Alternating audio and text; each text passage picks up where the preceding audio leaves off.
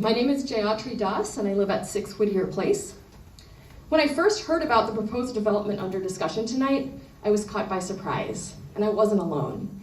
In addition to many of the specific concerns about the proposed plan that we're hearing tonight, much of the conversation in our community over the last few weeks has been tinged with the shock of learning that such a drastic change to our iconic town center was even possible.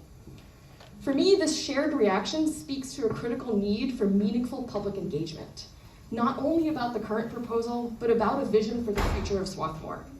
What does that vision look like, and how does that vision become reality through borough policies and zoning codes? We can't look at this building in isolation. There's only a limited range of development that's possible, and choices must be made. Private developers or non-governmental organizations aren't responsible for protecting our community assets.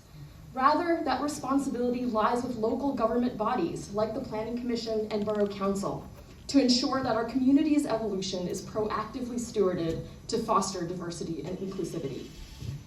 If there's a silver lining to the twin pandemics of COVID-19 and the reckoning over racial injustice that we've lived through over the past year, it's that we've been able to reimagine what our community can be. We've come together for nights in the Ville, for outdoor drinks and parklets, and to support our local businesses and each other.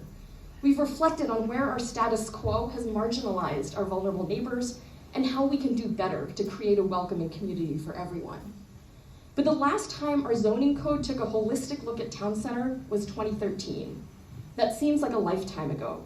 No wonder this new development, even if it's compliant with that code, has jolted our collective consciousness. And that's why I'm joining others in calling for a comprehensive land use plan before moving forward with new developments.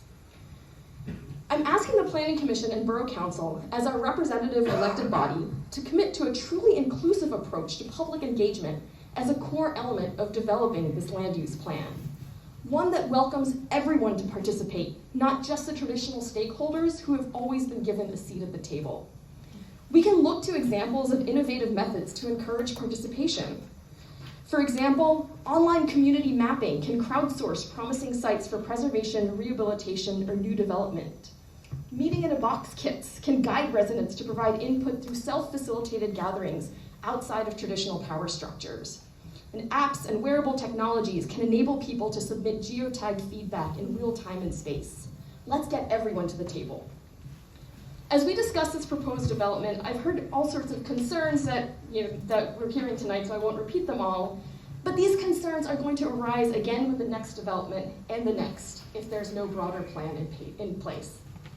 So I urge the Planning Commission to kick off our process of community input and reform with a commitment that moving forward, 50% of any multifamily development of 4 units or more are priced within that $250,000 to $450,000 range identified as a need.